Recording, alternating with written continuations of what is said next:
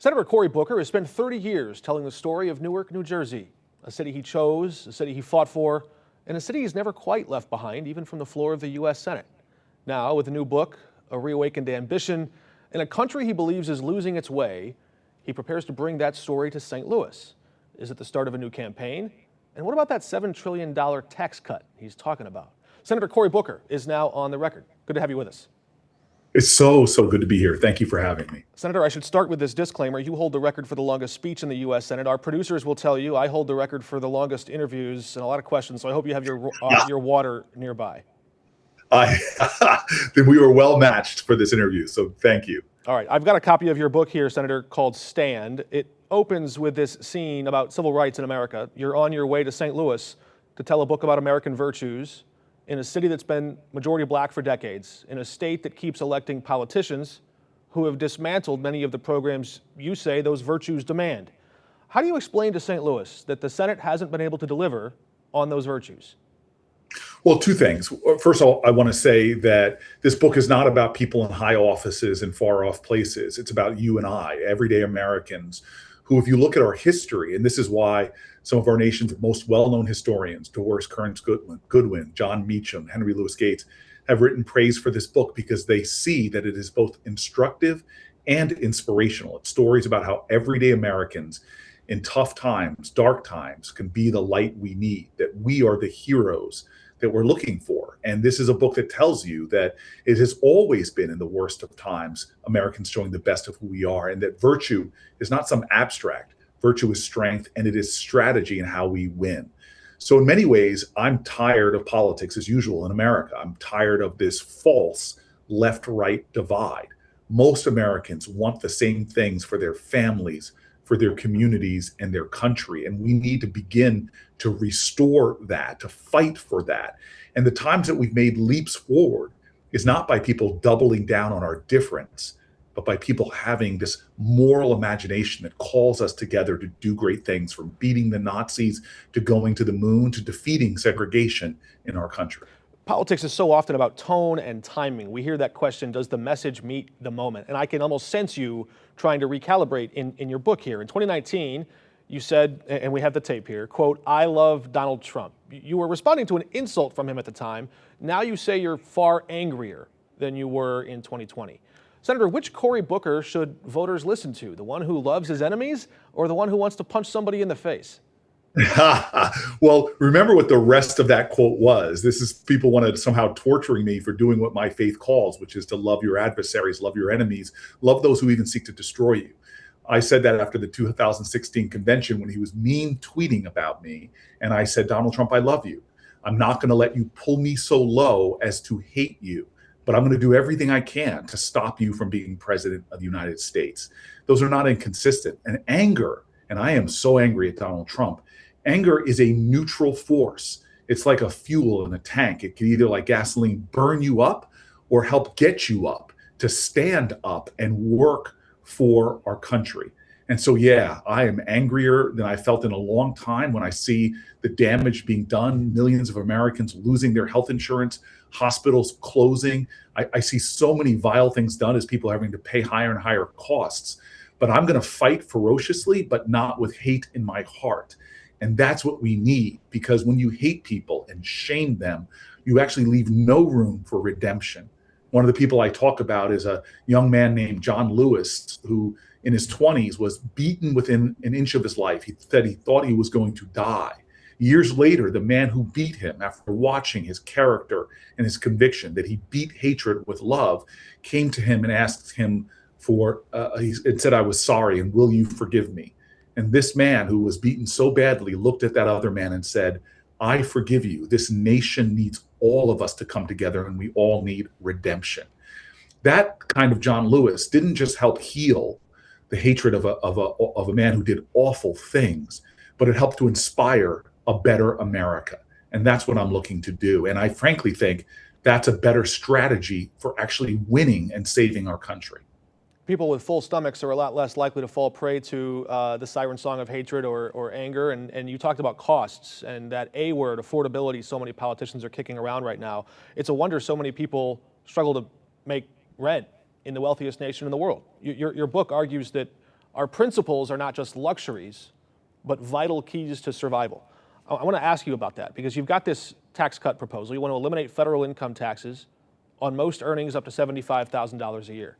Some smart people who've looked at this say a rich couple would benefit twice as much as a working couple. Some clever writers have called it slopulism. If principles matter here, isn't fiscal honesty one of them? Oh my God, yes. And I feel like a lot of these knee-jerk reactions to a tax plan, they don't fully look at and study. So let me make a couple facts clear. It doesn't just raise the standard deduction for all families to $75,000.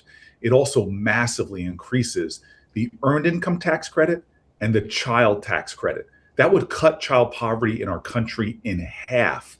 It would elevate the incomes of about 80%, actually 85% of Americans. And yes, if you're a family in St. Louis making $150,000 a year, trying to support your two young children, you know how expensive that is. And you would be able to keep $10,000 more of your tax money and not going to the federal government, but keeping in your pocket to afford the basics. But if you're that single mom making $60,000 a year with a young child that you're struggling to take care of and work, well, you too would be able to keep more of your money. You keep $6,000 more of your money. And here's something, I am a fiscally prudent guy because I was a mayor. I had to balance budgets. I couldn't just print more money. This is expensive, but it's actually fully paid for. Why? Because we're unrigging the system. We live in a country right now with the people who are the wealthiest corporations and the wealthiest individuals pay less of a percentage of their earnings than people who are working, the nurse, the firefighter, the soldier who's being sent to Iran right now. And so this unrigs the system and it allows everybody, over 85% of Americans, to keep your earnings to help to afford things. But that is a system we can all get behind. I hear you. A question on priorities, though. You say this tax cut is paid for, but is there enough left over once you've paid for it to rebuild the social safety net, to expand to cover the cost of universal health care, things that are important to Democrats? That is a great question. So first of all, if you give a single mom $6,000 more of hers to keep, remember that's after-tax dollars, she's going to be able to do a lot of things with it. She's not going to need an affordable housing program. She'll better be able to afford her rent. But yes. So Milton Friedman economics here. Yeah, but I want workers to keep more of their money. I want the wealthy to pay their fair share. But yeah, I have other priorities. This is not the only piece of policy I've been suggesting. But a lot of the things that I'm proposing actually can create more revenue for the government and more savings for Americans. Let me give you an example of what has tortured communities in St. Louis to Newark, New Jersey. We still live in a nation where if you're a Black person, you're 4 times more likely to be arrested for marijuana possession. And there are still thousands of arrests for that, even though states are moving to legalize and decriminalize. Something as simple as the federal government getting out of marijuana policy and then creating a national tax would bring in billions of more dollars that we can then say, you know what, we're going to use that stream to provide affordable childcare to more people. There are ways of thinking creatively about our problems that relieves the tax burden on working people, makes sure that the richest corporations pay their fair share, and still helps us to expand opportunity.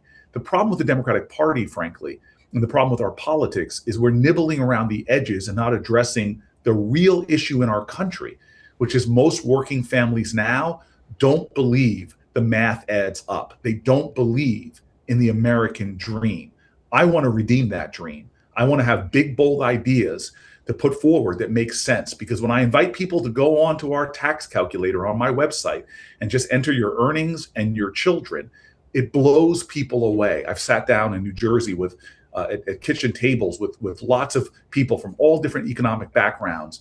Again, most Americans, when they do the math, they're like, oh my God, a simple, bold plan like this would give my family, would take us from treading water and barely staying afloat to having money that we can invest, that we can take a vacation with and more. All right, enough about math. Let's talk about the man. I don't want to lose too many viewers in numbers here. But in my observation, authenticity is the rarest, most potent, most valuable currency in politics.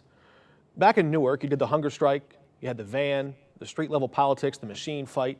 And in Washington, if I'm to believe what I read in The Atlantic at least, even some of your friends wonder whether that old fire turned into a nice speech and a ring light surrounded by the fancy trappings of the Senate. Did the Senate sand off your edges? Absolutely not. In many ways, it's made me fight harder and more creatively. But remember, I've been a very productive senator because I get work done across the aisle. I've passed major pieces of legislation under Donald Trump's first term, like criminal justice reform that liberated thousands of people from unjust incarceration, and including something that you all have used in St. Louis called opportunity zones, which has brought billions of dollars worth of investment. Look, we know we live in a media environment that covers more outrage, more caustic conflict than it does often the people who try to get real things done for their communities. At the end of the day, that's what I'm working on. But I'm going to tell you right now, and people have been hearing this more and more, from the 25 hours on the floor to an all-day sit-in on the steps of Capitol Hill, I'm going to be thinking in this election cycle and ahead of ways that we could seize what I think is a generational moment. The great baby boomer generation is now leaving the field. John Lewis and even living legends like Clyburn are retiring. Last baby boomer president, last baby boomer heads of the Senate. The question is what will the next generation of American leaders, X and millennials, how will we define our times of new challenge and new possibility? It is time for a renewal of American leadership. And I want to lead the next generation in reimagining who we are, who we can be for each other, and how do we make the American dream work for everyone. All right, Senator, this room you're scheduled to speak in Saturday night. It's not Newark. It's not New Hampshire. What do you say to the guy in Afton or O'Fallon, Missouri, who flipped from Obama to Trump twice? Why should he believe you're his guy? Well, look, I will tell you this. I'm grateful that places are selling out all over the country, that we've had some really great packed audiences. I'm so excited to come back to St. Louis and have that conversation. I want to tell you something. I am not the guy. We are the people. We are the people. This is not me coming to say, hey, look at me, follow me. No, this is a time for me to demand that everyone stand more. I am not one of those politicians that wants to simply tell you all the things I'm going to do for you. Yeah, I have big, bold ideas that would make a big change, but I'm going to lay it plain to folks. I'm going to ask more from you, not for you to suffer more or pay higher prices, but I'm going to ask you to stand up more, to lead more, to give more, to show more grace and mercy, to actually show more courage in your fight. Because at every step of America's journey, it hasn't been people in Washington that suddenly got together and said, hey, let's give those women the right to vote. No, change never happened that way. It doesn't come from Washington. It comes to Washington. All right. And so this will be a conversation about all of us and how we are the leaders we are looking for. Reading your book, taking in your tax plan, listening to you now, it's hard to tell. Are you writing a sermon for the country? Are you selling a tax cut? Or are you running for president? I think the first thing, this is a civic revival time. We have lots of faiths in our country, but we have a civic gospel that I think is getting lost. There's a quote in this book that I love. When my researcher found it, it gave me chills. It was during the Civil War. A chaplain, religious guy, he asked this burning question. He goes, are we a nation or have we a government? In other words, are we just a bunch of folks who pay taxes and hope to have certain services delivered, or do we have a national identity? I believe we do. I think we have a national calling. I think at this 250th year anniversary, we should stop and think for a second. This nation broke with all other nations. We're not a theocracy. We're not a monarchy, divine rights of kings and queens. We were the first country to say we're going to found ourselves around virtue. And yeah, there are geniuses at our founding, but they were imperfect. And they've said so. They said, look, future generations are going to have to improve upon this and get it right, the things that we got wrong. That's what we're inheriting. And now it's our turn. I think we're a nation. I think we have a national identity, not two tribal parties. And that's really what I want to do, because I think if we get that right, we're not going to have these awful presidential elections where one person gets 49.7% and the other person gets 49.3%. I think we can start having great movements in our country that are about not left or right, but moving the whole nation forward. All right, Senator, I don't know if you saw this in Politico, but Gavin Newsom says he can beat you in a home run hitting contest. One, are you taking him up on that? And two, are we really doing this again? Trump and Biden talking about their longest golf drive? I don't know. Look, the great thing about being an all-American football player, getting a full scholarship to Stanford, and having literally videotape of me scoring against some of the more scoundrel-esque football teams out there. Yes, I'm about to get myself in trouble, but USC. Hey, I I'm a don't have Bears anything fan. left. Caleb Williams, I got to defend him here. I mean, look out.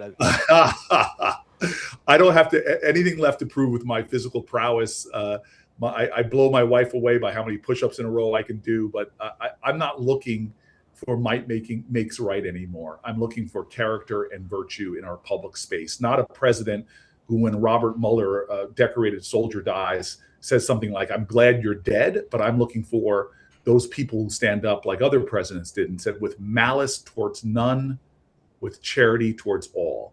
We are better when we go to our highest and better angels, and not when we demean, degrade, disrespect each other. I think it's time for inspiration, not unfortunately, not more hate in our culture. All right, Senator, last question for you. Something our local viewers are going to want to know because you're in the room that none of us are. A clout quiz. There were 100 senators in that room with you, 1 to 100. Where do Josh Hawley and Eric Schmidt rank in their reach, their influence, their clout in the U.S. Senate? Put a number on it. Who knows? But I will tell you this. I just came from a committee hearing where I said kind things about Josh Hawley because I was demanding we follow the science on an issue, and they were HHS was not giving me a report. And he actually stood up for me and said, we should have the information. We should have the data. And now I've got a legislation passed that says they've got to turn over the information. So I will always affirm that the lines that divide us are not nearly as strong as the ties that bind us.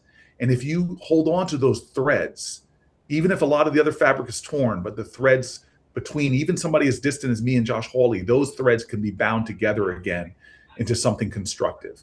This nation needs healing. It needs redemption. It needs to recognize that we are not each other's enemy. In fact, we are each other's greatest hope. I may be able to stand my ground against Josh Hawley if he tries to erode reproductive rights or civil rights, but I can still stand my ground and work to find common ground with him and others to do good things for people. That's how I passed so much bipartisan legislation that when I go back to Newark, New Jersey, I can point to lead pipes out of the ground. I could point to jobs that were created, to new housing that was built, because I don't come down here to be a great Democrat to DC. I come down here to be a servant of our nation as a whole. So let's stand our ground. I know there's legitimate hurt and disagreement. Hell, if America hasn't broken your heart, you don't love her enough, but still love her enough to serve her. You might have read the book, The Broken Heart of America, written by Walter Johnson about this city of St. Louis and its American story. But Senator Booker, while I wish we had more time, I do appreciate you taking the time for us here in a little local news station. Thanks so much. I am so excited about coming out there. I hope to meet a lot of folks and have some good conversations. So thank you. Thanks for your time.